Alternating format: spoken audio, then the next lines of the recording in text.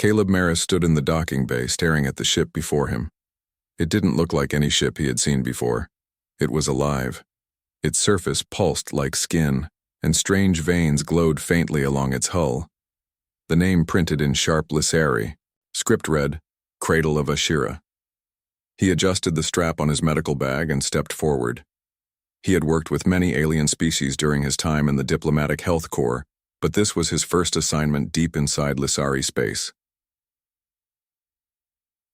They had told him very little.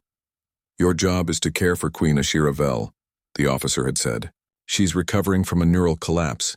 You will provide therapy, monitor her condition, and report changes. No personal questions, no deep interactions, just keep her stable. Caleb had nodded, but something about the warning had stuck in his mind. Now as he walked into the ship's entrance, it felt more like stepping into a throat than a hallway. The walls were soft and warm, lit from within by a soft blue glow. He didn't hear engines. The ship breathed. A guide drone floated toward him, a small, insect-like machine with a soft voice. Welcome, human medic Caleb Maris. Please follow me to the royal chamber. Caleb followed. As they walked, he noticed the ship shifting slightly with each step, like it was watching him. He tried not to think about it. They arrived at a large door that opened without a sound. The chamber beyond was wide and circular. Bioluminescent vines covered the walls. In the center sat a raised platform, and on it Queen Ashira Vel. She was taller than he expected. Her body was covered in sleek, dark blue chitin that shimmered in the light. 4 arms rested at her sides, and long, curved antennae arched gently from her head. Her face was alien, yet somehow graceful. Her eyes opened slowly as he entered. Silver. Calm and sharp. You are the human? She asked, her voice soft but heavy with authority. I am, Caleb said, bowing slightly. Caleb Maris, I'm here to help with your recovery. She studied him for a moment, then nodded. I was told you would come. Caleb walked over, keeping a respectful distance. He scanned her with his portable medical tool. Her vitals were stable, but her neural patterns were strange, like something was suppressed, held back. I'll need to begin resonance therapy tomorrow, he said. But I'll be monitoring you daily. Ashira tilted her head. Do you know what I am? You're the queen of the Lissari Dominion, Caleb replied. No, she said, her tone quiet. That is what they call me. But do you know what I am? Caleb hesitated. No. Ashira looked away. Then perhaps it is better that way. Caleb said nothing. He didn't want to break the rules of the contract. Still, there was something strange in her voice. A sadness. A loneliness he had seen in many patients but never in a ruler. He turned to leave. I'll return in the morning. Ashira didn't respond. That night, Caleb stayed in the guest quarters of the ship. They were surprisingly comfortable. But he couldn't sleep. Around midnight, he heard a soft humming noise like a song made of whispers. Curious, he followed the sound through the organic hallways. He reached a dark section of the ship, clearly unused. It was cooler here, and the walls were dull and lifeless. Then he saw her. Queen Ashira stood before a large, sealed door. Her hands were pressed against the surface, and her antennae trembled. She whispered in the Lissari tongue, her voice shaking. Wake up, she said. Please, just once, respond. I know you can hear me. The door didn't move. Caleb stayed silent. He felt like he was seeing something he wasn't supposed to. Finally, she stepped back and turned away, then stopped. You followed me, she said without turning. Caleb took a step forward. I heard something. I didn't mean to intrude. She looked at him, her silver eyes dim. Then don't speak of this. Not to the crew. Not to your superiors. He nodded. I understand. She walked past him slowly. They told you I was ill, that I broke. But the truth is, they broke me. Caleb opened his mouth to ask, but she raised a hand. Not yet. Human. Not yet. She vanished into the shadows, leaving Caleb alone with the sleeping walls and questions he couldn't yet ask. The next morning, Caleb began his therapy sessions. He connected the resonance device to Ashira's neural nodes. Delicate work, but he had done it many times before. As the machine hummed softly, Caleb monitored her brainwaves. Something stirred beneath the surface. Something powerful. Her energy was not like other patients. It was focused, intelligent, and deep. Ashira didn't speak much during the session. But when it was done, she looked at him with those silver eyes and said, "You are not like the others." Others? The ones they send. Watchers. Spies. Tools. She paused. "You look at me like I am still a person." Caleb didn't know what to say, so he said the truth. "Because you are." Ashira blinked slowly, then leaned back. "Then perhaps, Caleb Maris, I will let you see more than the surface." And with that, she closed her eyes, and the session ended. But Caleb knew this was only the beginning. The palace was quiet after the failed mission. Too quiet. Jake walked slowly through the halls, his arm in a sling and a healing patch across his chest. Every guard he passed gave a small bow. Every noble he met avoided his eyes. Jake was no longer a joke. He was something else now, something dangerous. In the throne room, Princess Virel met with her council. Maps and reports floated in the air. The war was spreading like cracks in glass. "We need answers," Virel said. "We need to know who is helping the rebels. Their tech is too advanced." Jake entered, looking tired but alert. "I might have something." The nobles turned. "After the ambush, I found this." Jake tossed a small device onto the table. "It was inside the rebel base. I think it's a code transmitter." A tech officer grabbed it and scanned. His eyes widened. "This is very old. Not rebel. Not even Tarzul." "What then?" Virel asked. The officer swallowed. "This code belongs to the Athari." Gasps filled the room. Jake frowned. "Who the hell are the Athari?" Virel looked at him, her voice low. "They were an empire that ruled this side of the galaxy. 10,000 years ago. A forbidden vault. That night, Virel took Jake to a locked part of the palace, deep, underground. The halls were dark and cold.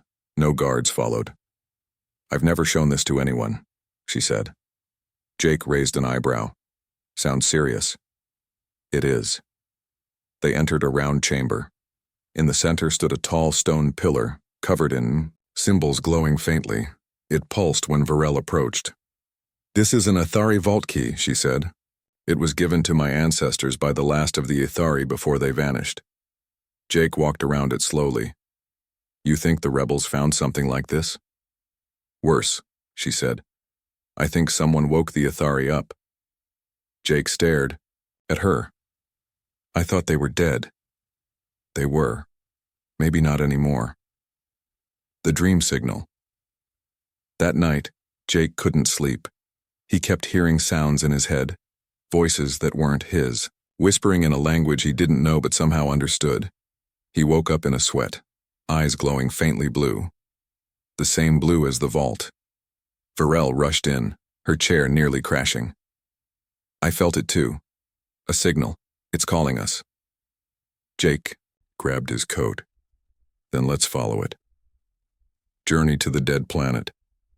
The next day, they left the palace in secret. Just Jake, Virel, and a small ship called the Emberlight. The signal led them to an unmarked planet covered in ice. No sun, no light, just endless frozen land. They landed near a huge black tower, half buried in snow. "This isn't on any map," Jake said. "It wouldn't be," Virel replied. "It's Athari." They stepped into the tower. It was warm inside, too warm for a dead world. Lights flickered on, machines hummed. Suddenly, a voice echoed through the walls. "Welcome, heirs of flame." Jake spun around. Did it just talk to us?" Virel nodded. It recognized Our bloodline. The hallway opened and a glowing map appeared. Stars, routes, ancient cities long gone. Jake stared. This is a war map. Yes, Varel whispered. And it's showing where the Ithari hid their weapons. The living machine. Deeper in the tower, they found something stranger. A giant machine shaped like a throne pulsed with energy. Inside it sat a body, half metal, half flesh, still alive. Barely. It opened one eye. You are not Ithari, it said in a cold voice. Varel stepped forward. But I am heir to their promise. The machine creature stared at her. Then, you have come too late. The rest are already awake. Jake clenched his fists. Are they helping the rebels? No, the being said. They are using them as bait. Bait for what? Varel asked. For war, the creature said, to bring chaos, so they may rise again. The machine blinked slowly. You, the human, you carry the spark, the code inside you. Jake stepped back. What spark? The creature laughed weakly. You touched the vault, it changed you, now you are part of the ancient path. Jake's hand began to glow faintly blue again. Oh great, he muttered. I'm glowing. Again. Back to Tarzul, they returned, home in silence. The stars outside no longer looked peaceful. Every light could be a threat. The palace was on high alert. Another city had fallen.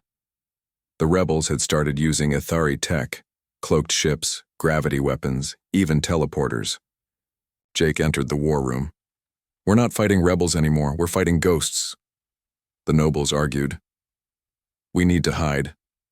We need to beg for peace. No, Varel said, voice firm. We need to act. Now. She looked at Jake. We need your unit and your chaos. Jake nodded. Then let's light the match. Rising flame. The Mercer unit returned to the field, now with new orders. Sabotage rebel tech, capture Ithari artifacts, and destroy any signals trying to wake more of them. Jake led from the front. Varel commanded from the palace, guiding him through the mind link they now shared from the vault's bond. Each time Jake touched Ithari tech, he felt something strange, memories not his own. Visions of stars exploding, of fleets of black ships devouring planets. They're not just coming back, Jake said. They want to burn everything. One last message. The part machine being they met had left one final message. It arrived in the middle of the night, broadcast through a secret channel. The Harbinger has been chosen. Varel played it over and over. Jake stared at the message. Do you think it means me? He asked. I don't know, Varel said. But if you are the Harbinger... Jake stood up, face grim. Then, I'm going to burn their empire before it wakes up. The stars were no longer safe. Every week another rebel group rose. But they weren't rebels anymore, not truly. They were puppets now. Controlled by ancient Ithari machines, directed by voices from the void. Jake stood in the command bay of the Emberlight, watching the star map shift. Every red dot was a place where the Ithari had reawakened. They were everywhere. And they were coming. The final plan.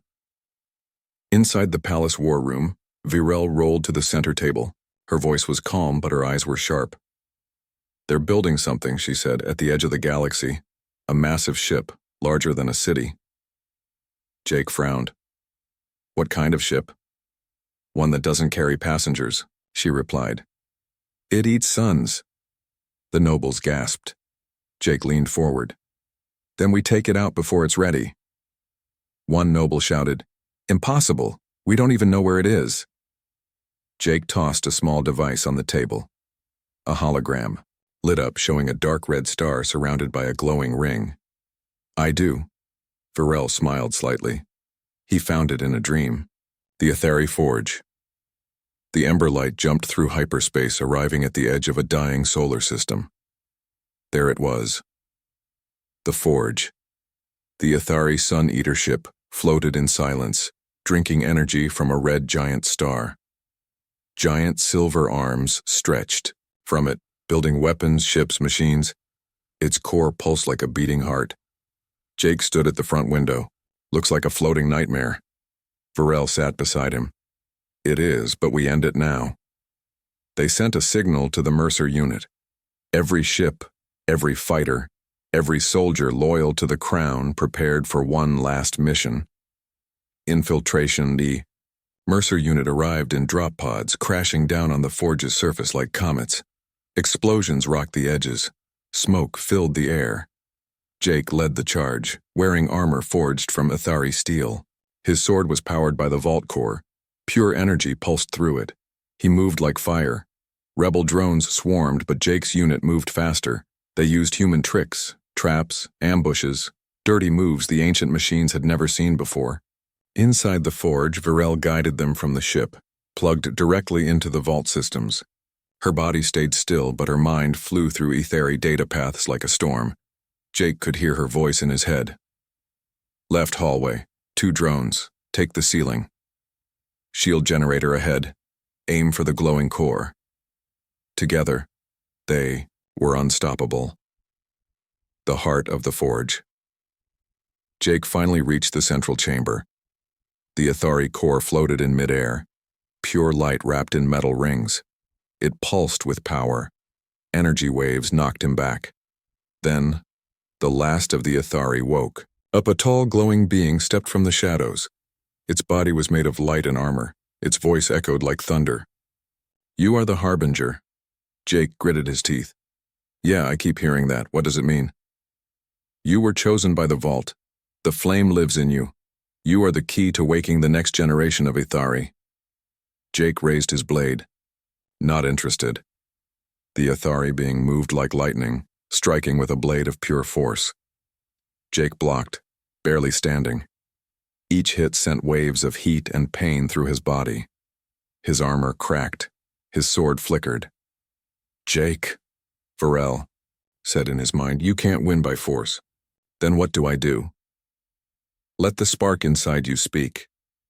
Jake closed his eyes, and something opened inside him. The flame within. A blue light burst from Jake's chest, surrounding him like a burning star. He saw memories, not his, own, of ancient humans fighting alongside Ithari during the last war. He saw a secret alliance long forgotten, and he saw himself, chosen not because of power, but because of heart. He opened his eyes, now glowing bright blue. His sword, reignited, larger, brighter. The Ithari stepped back. You carry the first flame, impossible. Jake smiled. I'm Phi. The days passed quietly, but Caleb Maris knew something was wrong. Queen Ashiravel was healing, yes, but not in the way his reports had predicted. Her body recovered faster than expected. Her neural responses sharpened, and her energy patterns became more complex. It was as if the therapy wasn't just fixing her, it was waking her up. Each session with her was deeper, more intense. When he connected the resonance device to her neural ports, Caleb sometimes felt strange emotions. Regret, hunger, hope. It wasn't just medicine, it was connection. And the ship, the cradle of Ashira, was changing too. Lights flickered in, places where they had been dark before. Strange sounds hummed through the walls.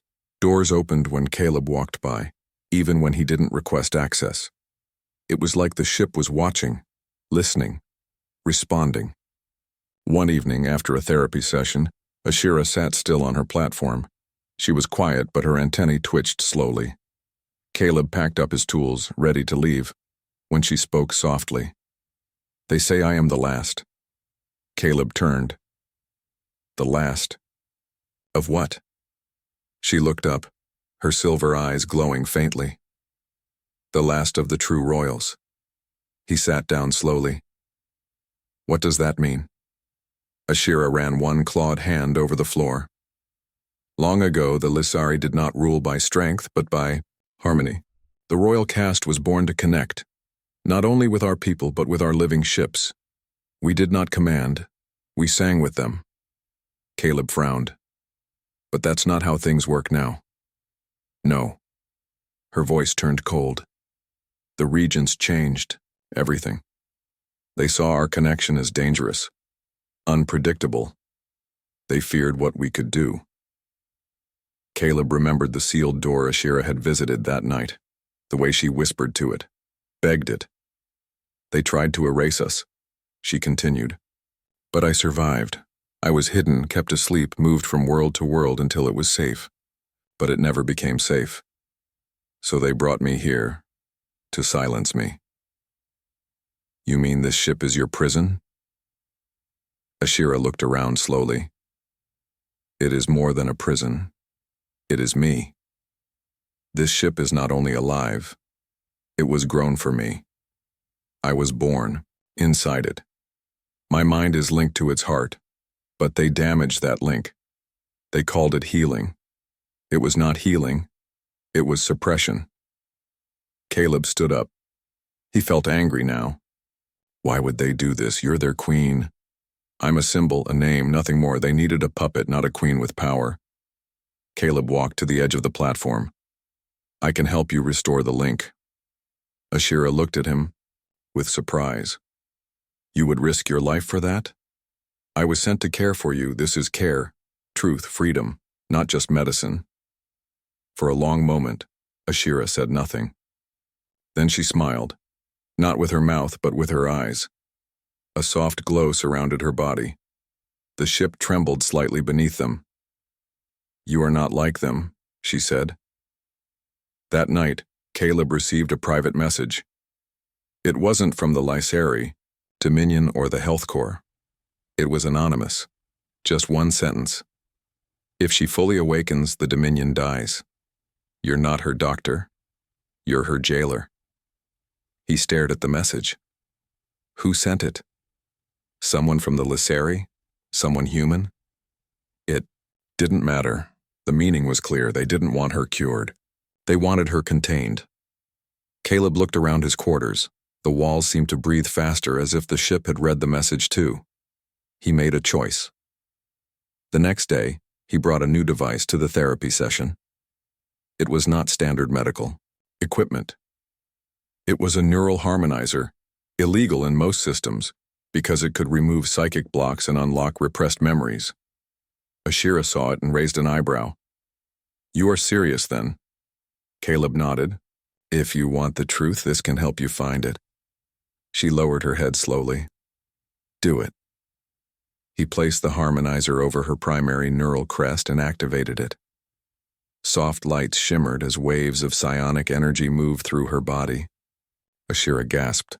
The room darkened. Suddenly a low hum filled the chamber, not from the device but from the ship itself. The walls pulsed. The vines on the walls glowed gold. Ashira's body lifted slightly off the ground. Her arms spread wide. Her voice, when it came, was layered, like a chorus of past selves speaking at once. I remember the garden world of Lyriat, the songs of the starship forests, the murder of my kin, the fire. Caleb stood back, shielding his eyes. Ashira's antennae lit up with blinding silver. A deep boom echoed through the ship, and then silence. She dropped gently back to the platform. Her breathing was fast, but calm. I have returned, she whispered. Caleb rushed to her side. Are you okay? Ashira opened her eyes. They were no longer just silver. They were burning. I can feel her, she said, the cradle. She's awake, and she's angry. Suddenly, the room's wall split open. A large insectoid warrior entered, clearly a Lysari soldier. His weapons were raised. You broke protocol, human, he barked. Stand down, the queen must be silenced again. Ashira stood slowly. She was taller now, straighter, more powerful. No, she said calmly. I am the protocol now. The soldier raised his weapon, but before he could fire, the ship reacted. From the floor, vines shot up, wrapping the soldier in glowing coils. He screamed, but the ship didn't hurt him. It only held him. Ashira walked forward, her voice filled with command. You fear what you cannot control, but I was not born to be controlled. I was born to lead. She turned to Caleb. The secrets are no longer buried. The walls remember. And so do I. Caleb nodded, heart pounding. Whatever happened next, this was no longer a medical job. This was a revolution. Style. Third person, simple English, engaging tone. Caleb Maris had never seen a queen like this before. Ashira Vel was no longer just a patient. She stood taller now, her voice firmer, her presence powerful. Her body glowed softly with psionic light, and when she walked, the ship responded, walls pulsing, doors sliding open before she even moved. But something else had changed too. She spoke more during their sessions. She didn't just ask for help, she asked for understanding. Her words weren't full of orders or commands. They were filled with emotion, with hunger, with desire. Not a romantic one, not lust, but something deeper. The desire to be known, to be seen, to be free. One day, as Caleb finished scanning her neural patterns, Ashira suddenly placed her hand over his. "You do not fear me," she said. "No," Caleb replied. "You should. I could kill you with a thought. I could command this ship to open every airlock and throw you into the stars." "You won't," he said calmly. Ashira tilted her head. "Why are you so sure?" "Because you don't want power over me. You want truth. You want connection." She pulled her hand back slowly, her antennae twitching. "You understand me too well, human." "I try," he said. Later that evening, Caleb sat in his quarters, reviewing her latest scan. He frowned. Her neural structure wasn't just repairing, it was evolving, stronger, sharper. Her brainwaves had doubled in complexity. No medicine could explain that. "She's changing," he whispered to himself. "No, she's returning to what she once was." Suddenly, his console flashed with a message. This time it wasn't a warning, it was a data packet, encrypted. Ancient. He opened it carefully. It contained secret Dominion records, ones that weren't supposed to exist, reports from over 70 years ago, descriptions of something called Project Stillheart.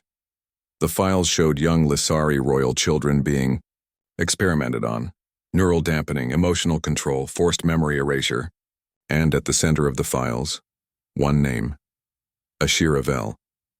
The next morning, Caleb confronted her. "These files," he said, showing her the screen. "They did this to you, since you were a child." Ashira looked at the data. She did not seem surprised. "I always knew," she said. "I just couldn't prove it." She looked out the window at the stars. "I was too strong, too connected. The regents feared I would unlock the cradle, that I would awaken the older ways, so they made me forget who I was. They made me harmless." "But you're not harmless," Caleb said. "No." Her voice turned sharp. "Not anymore." In the following days, Ashira's influence grew stronger. The cradle came alive in ways no one had seen in generations. Walls moved to protect her. Vines delivered supplies. Drones obeyed her without code. She no longer needed Caleb's machines. She was the machine now, or rather, she was its heart. But still she came to Caleb, not as a queen, as herself. "I have a choice to make," she told him one evening. "I can take back everything, the ships, the armies, the old throne. I can burn the Dominion to the ground." "Will you?" Caleb asked. She didn't answer right away. "I don't want blood," she said at last, "but I want justice. And I want my people to remember who they are, not what the regents forced them to become." Caleb looked at her carefully. "Then we need to show them the truth." Ashira looked at him. "Even if it starts a war?" "Especially then."